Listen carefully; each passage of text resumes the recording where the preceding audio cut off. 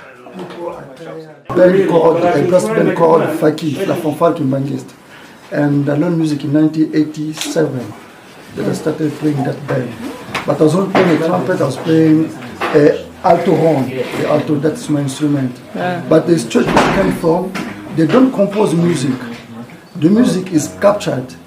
That's why I want to travel twice in Congo, in Kamba. He went there, he saw the band.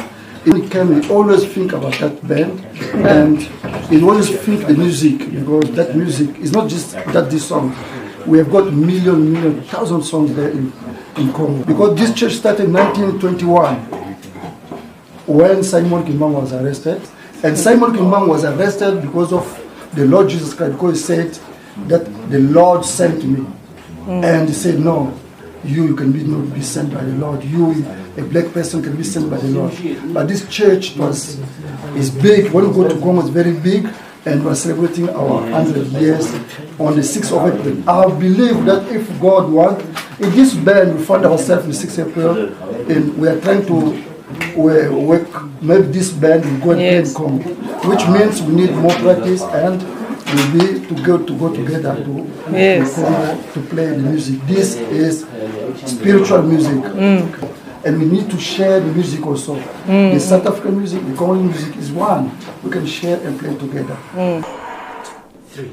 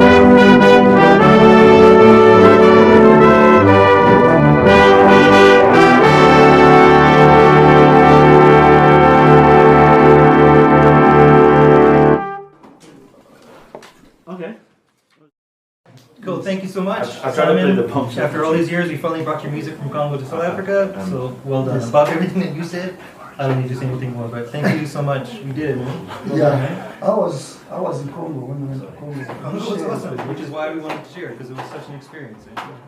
Thank you.